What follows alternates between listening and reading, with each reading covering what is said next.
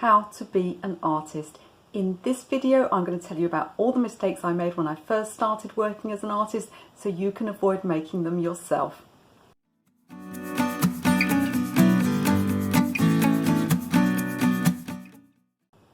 If we haven't met before, my name is Michelle, and on this channel you'll find art tips and techniques, particularly watercolour techniques, and you'll also find business and social media training for artists, so please do subscribe to get more videos like this one.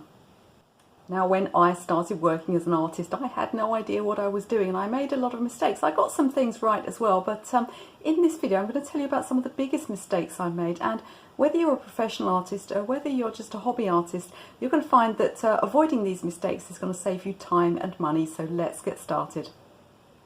Now, the first mistake I made was to not take clear photographs of my artwork.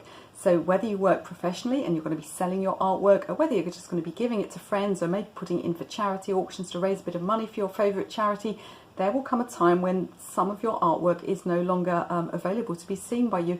And if you haven't got a clear photograph of it, you're really going to regret it. Now, if you're working as a professional artist, you're probably also going to want to do prints of that original artwork. And once it's sold and it's gone, you have no opportunity to do that. So it's really important when you start out that you take a clear photograph of your work, and also if you're planning on making prints, that you have it professionally scanned by your printers before it goes anywhere. Now, the second mistake I made was letting my framer choose the frame and choose the mount. So I took my first painting along and the framer ummed and ahed, and he sort of said to me, well, this kind of rustic frame is really nice and I think it would look really nice with a pink mount. Now, that's all very well, but it massively impacts on you selling the artwork or giving it away if you have some really kind of unusual brightly coloured frame or mount. So what professional artists do is they make sure that all of their paintings more or less are framed in the same mount, which is always a neutral colour, and that they have the same frame. Now, even if you're not a professional artist, you're going to want to think about where that painting might end up. You're not going to be able to move it from room to room if it's got a bright green mount on because you matched it to your living room decor. So really think carefully about your artwork as a whole collection and how you want it to look, and I suggest that you find a frame style and a neutral mount that suits it, and that you stick to that, and you don't allow your framer to kind of just influence you. I mean, there was nothing wrong with his influence, you know, it wasn't a bad decision for that one painting, but it didn't leave me any options open. So do consider before going to your framer how you want things to look. And some framers, you know, they want to be helpful, but they can be rather pushy and try and talk you into things that you might regret later on. So just give it some consideration before you take your work for framing. So mistake number 3 was having too many prints made of an image. Now, the truth is that you absolutely can't tell how many prints are going to sell. And even if you've had one painting that's been successful, you've sold lots of prints of it, you might find that one you think is quite similar doesn't sell at all. So even though it's cheaper to get lots of prints made, I absolutely advise that you don't do this early on until you're certain that you have a market for them. So initially just get 1 or 2 prints made. If those sell and if they continue to sell, then you can afford to get more done because you know that it's a good seller. So don't be talked into having 20 prints done of a painting, because the chances are they're going to be lying around for years. So mistake number 4 was approaching galleries too early. You really only get one shot at approaching a gallery, and if at the time when you approach them you haven't really got a cohesive style yet, just because you know, you haven't got to that position in your artistic journey yet. You might be good at painting, you might have 1 or 2 good paintings, but if they're all over the place, different styles, different mediums, you're likely going to find that the gallery will reject you. It's really hard to go back sort of 3 months later and pretend to be, you know, a completely different type of artist. So do make sure that you have a consistent style and that you're developed enough before you approach the gallery. Galleries are not the only way of selling. If you approach them too early, you've kind of cut your options off. So mistake number 5 was not keeping proper track of where my work was. So I started sort of, you know, putting some work out into galleries. I had some on display in a local physiotherapist. I had some on display in cafes. I'd loaned artwork to people. And before long, I couldn't really figure out where a particular painting was. So if it sold somewhere, you know, if it sold from my online shop, I then had to sort of scout around and try and figure out where on earth I'd put it. So I do suggest that right from the start you find some way, possibly giving your paintings reference numbers and titles and keeping track of where they are. So mistake number 6 was listening to people when they said that I couldn't teach art. Now, I was pretty good at accepting criticism, or rather ignoring criticism about my own artwork. But when I thought about teaching, several people were very disparaging and told me that I was being ridiculous. I couldn't possibly teach. What made me think that I could teach art? Somebody actually said that to me.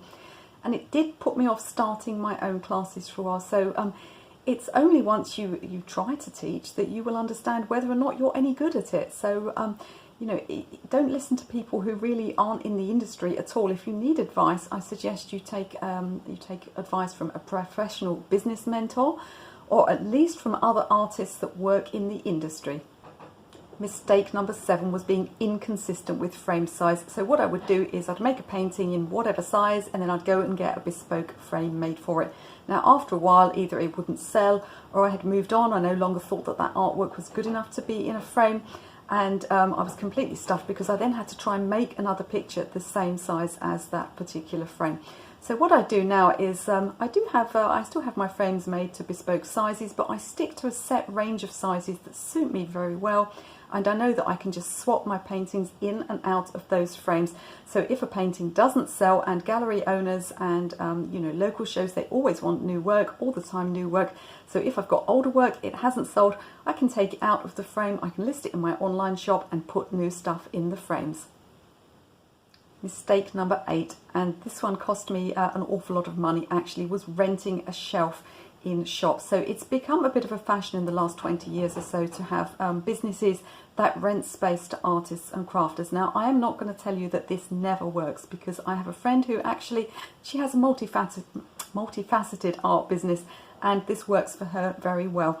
But if you have a new shop open in your area and they are reliant entirely on renting shelf space to artists, I would not go near it, because it's a failing business model. It almost never works because the rental that they're charging simply is not enough to keep a high street shop open. Now, there's a reason why if you sell artwork wholesale or sell craft work wholesale, you'll be paying 50% to the shopkeeper. And there's a reason why most galleries charge a minimum of 30% commission. This is a great idea because it doesn't cost the artist anything unless their work sells. And the shopkeeper gets enough to keep the shop open. So there are multiple problems with the rent a shelf business model. I'll speak more about that in a future video, but for now all I would say is be very careful, and certainly don't sign up to any long-term contracts. If you are going to give it a go, just give it a go for 1 month and make sure that the business owner is committed to selling your work and isn't just relying on the income from the shelf space. So mistake number 9 when I was starting to find my feet as an artist was to just try and incorporate every other artist's style in my own. So I was completely sort of going from one thing to another. I remember getting a book from the library and it was all about collage, and I went home and I was like, that's it, I'm going to be a collage artist now. And I tried to do exactly what the artist in the book had done, and surprise, surprise, it didn't work for me. So, it's easy to be influenced by other artists, either because you want to emulate their artistic style, or just because you think their work will sell well. But if it's not in your heart, if it's not the thing that you're meant to do, just because it works for them doesn't mean that it works for you. So of course you should learn from other artists, but it's really important that you kind of maintain your own style. If you don't have a style, don't worry, it will just appear by itself. So don't try to be emulating other artists' styles. Now, mistake number 10 was writing everything down by hand. Now, I'm not a technophobe. I do use technology all the time. I don't find it easy because I'm of the age when we didn't have computers at school. And one of the things that I did work for a long time as a copy typist, so I'm brilliant with word processing and that sort of thing. I'm not bad at spelling and grammar, but I've always been very bad at maths and very bad at spreadsheets. I had no idea how to use a spreadsheet, and my friend Amanda has been showing me how to use them recently, and it's changed everything. It's so much easier to organise my work on spreadsheets. So if you don't know how to use spreadsheets, I suggest you learn as soon as possible. So as you've seen, avoiding some of the mistakes that I made them for you so you don't have to make them, can save you both time and money. I do hope you'll subscribe to my channel and you can watch another video right now.